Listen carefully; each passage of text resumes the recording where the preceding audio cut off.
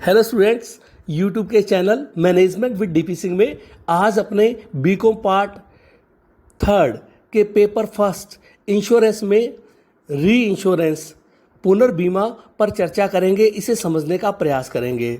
इससे पहले के वीडियो में अपने डबल इंश्योरेंस या दोहरा बीमा के बारे में बात की थी। आइए इसे समझते हैं। पुनर्बीमा री इंश्योरेंस, जब कोई बीमा करता अपनी जोखिम उठाने की क्षमता से अधिक का किसी बीमित की विषय वस्तु का बीमा कर लेता है, तो ऐसी स्थिति में वो अपने जोखिम को कम करना चाहता है, तो वो बीमा करता अपने जोखिम या दायित्व के कुछ भाग का किसी दूसरे बीमा करता के यहाँ स्थानांतरण कर देता है, तो इसे पुनर्बीमा कहते हैं। या ये कह दे कि एक बीमा करता द्वारा अपने किए गए बीमा के कुछ भाग को किसी दूसरी कंपनी के यहाँ बीमा करवाना पुनर्बीमा कहलाता है। या ये कह दे कि पुनर्बीमा वह बीमा है जो दो बीमाकर्ताओं के मध्य होने वाला एक अनुबंध है, जिसके परिणाम स्वरूप एक बीमाकर्ता अपने अधिक जोखिम को दूसरे बीमाकर्ता के यहाँ स्थानांतरित करता है। आइए इसे कुछ डेफिनेशंस द्वारा समझने का प्रयास करते हैं। तो पहली इसकी डेफिनेशन जो आती है वो है रीगल एंड मिलर के अनुसार। रीगल एंड मिलर के अनुसार क्या कहा उन्होंने, आइए देखते हैं।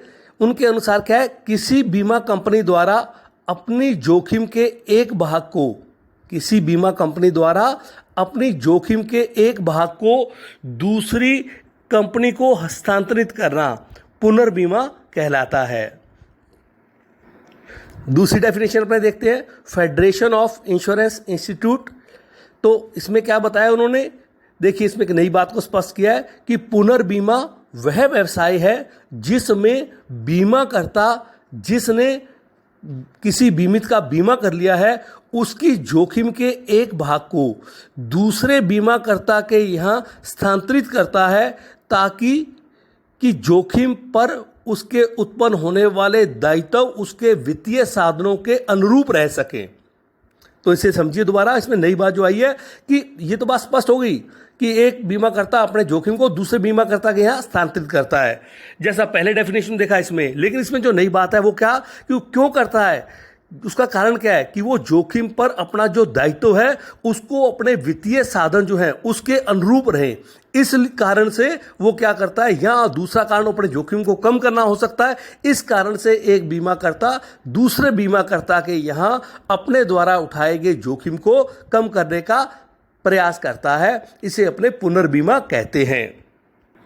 इस प्रकार अपने निष्कर्ष रूप में कह सकते हैं कि पुनर्बीमा एक ऐसा बीमा है जिसमें एक बीमाकर्ता या अपने कहते कोई एक बीमा कंपनी अपने द्वारा उठाए गए जोखिम को कम करने के लिए दूसरे बीमाकर्ता के यहाँ अपना बीमा स्थानांतरित करती है, या अपने दायित्व को के कुछ भाग को स्थानांतरित करती है।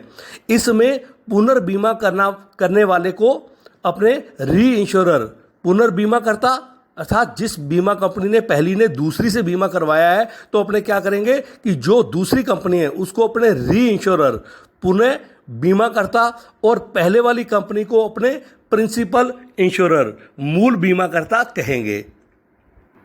आइए इसे उदाहरण द्वारा समझने का प्रयास करते हैं।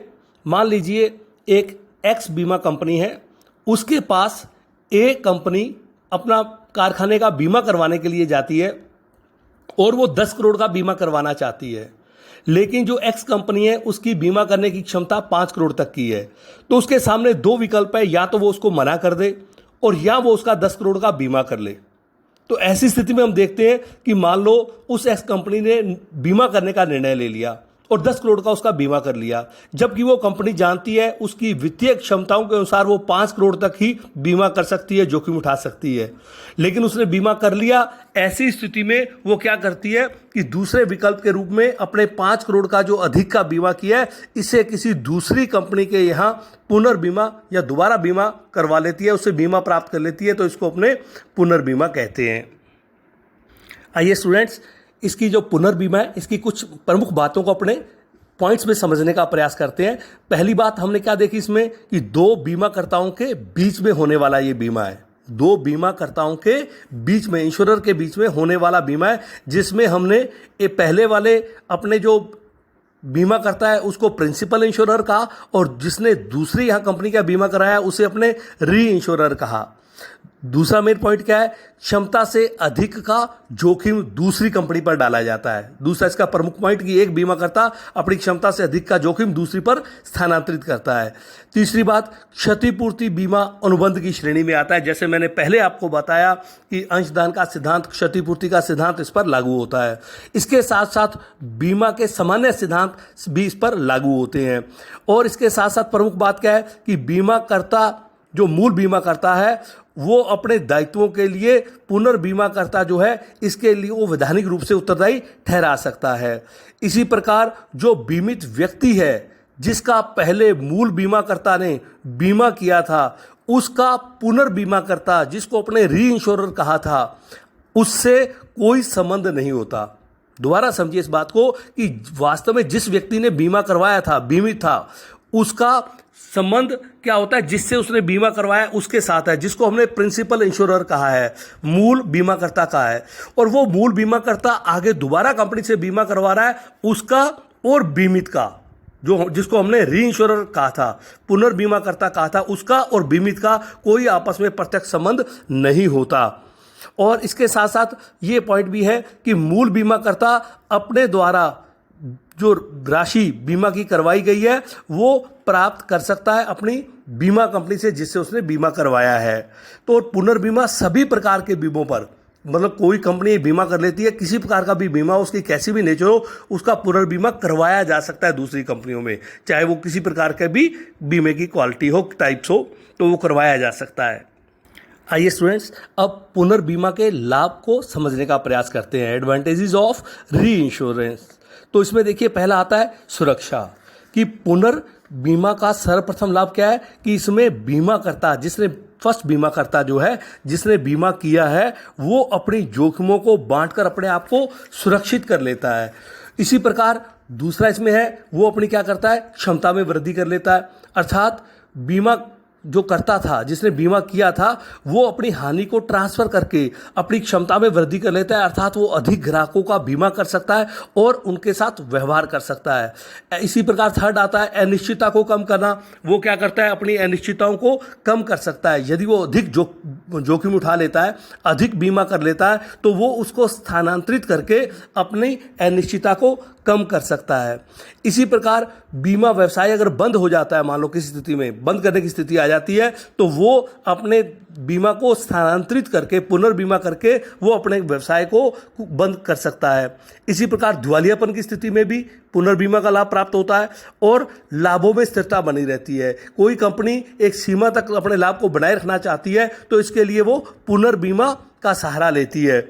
या हम ये कहते हैं, इसके बाद नेक्स्ट आता है इसमें जो अनावश्यक प्रतिस्पर्धा है, इस पर रोक लगाना, कि बीमा कंपनियों में अनावश्यक प्रतिस्पर्धा ना हो। इसके लिए क्या होता है, जो छोटी बीमा कंपनियां हैं वो बीमा करती हैं और अपने उससे अधिक भाग का स्थानांतरण बड़ी कंपनियों को कर देती है। तो इस प्रकार से उनमें अनावश्यक प्रतिस्पर्धा या अनार्थिक प्रतिस्पर्धा से बचाव होता है। लाभों में वृद्धि हो जाती है। धीरे धीरे कंपनियां क्या करती है, बड़ी कंपनियों के साथ काम करती है, इसमें उसे विभिन्न प्रकार के लाभ, बोनस प्राप्त होते हैं कंपनियों को, और उन्हें इसके साथ अनेक प्रकार की बड़ी कंपनियां छूट भी देती हैं, जिससे उनके लाभों में वृद्धि की संभावना रहती है। इसी प्रकार नए नए जो बीमाकर्ता होते हैं उनको अपने क्षमता के अनुसार काम करने का मौका मिलता है और वो धीरे धीरे बाजार में अपनी क्षमता बढ़ाती हैं और अपनी कार्यकुशलता को बढ़ाकर बाजार में अपना विस्तार करने का प्रयास करती है।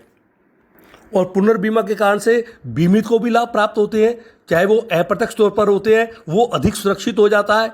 अर्थात उसके बीमे की जो राशि है जो उसने तय किया था, वो कंपनी ये नहीं है कि चुकाने में मना कर दे, वो री इंश्योर होने पर उसकी जो क्षतिपूर्ति की राशि है वो उसको प्राप्त होना निश्चित हो जाता है।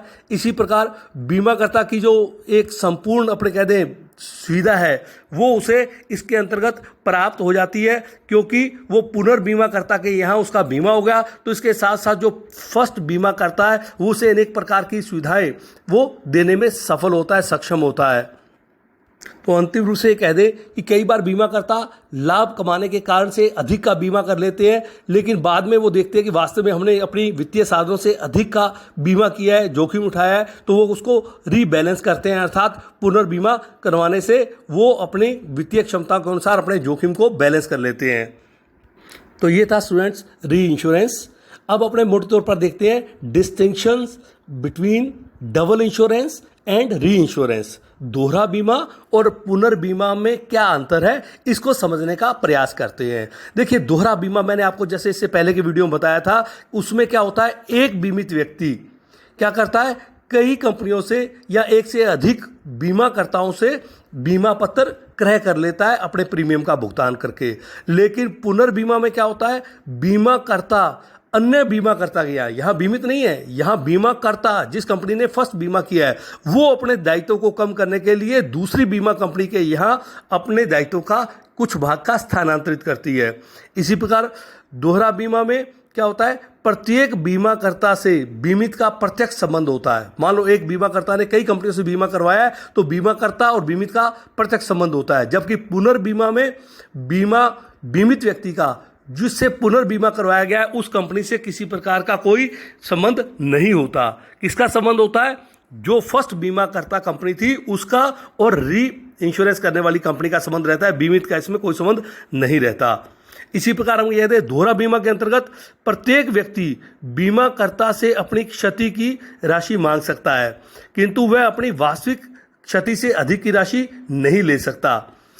और पुनर्बीमा में क्या है कि बीमित व्यक्ति केवल एक व्यक्ति अर्थात जिससे उसने फर्स्ट बीमा करवाया था उससे ही क्षतिपूर्ति की राशि मांग सकता है, अर्थात पुनर्बीमाकर्ता से वो प्रत्यक्ष तौर पर अपनी क्षति की राशि नहीं मांग सकता। जबकि दोहरा बीमा में क्या है, बीमित व्यक्ति ने कई कंपनी से बीमा करवा रखा है तो वो सबसे साथ उसका प्रत्यक्ष संबंध है, तो वो उनसे अपनी क्षति की राशि प्राप्त कर सकता है।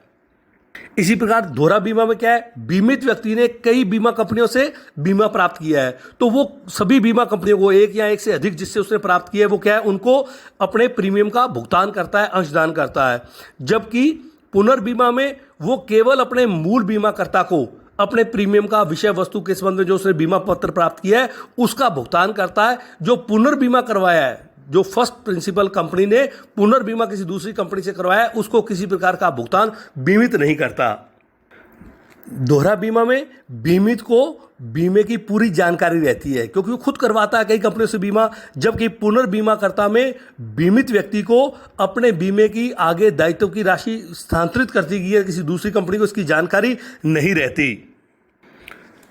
डबल इंश्योरेंस में जो बीमित है वो अपने आप को सुरक्षित करने के लिए एक से अधिक कंपनियों से बीमा करवाता है, जबकि री इंश्योरेंस में बीमाकर्ता अपने आप को सुरक्षित, अपने दायित्व को कम करने के लिए वो दूसरी बीमाकर्ता के यहाँ अपना दायित्व स्थानांतरित करता है, पुनर्बीमा करवाता है। तो स्टूडेंट्स, ये था distinctions between double insurance and re insurance. Thank you. Please इस चैनल को सब्सक्राइब करें। धन्यवाद।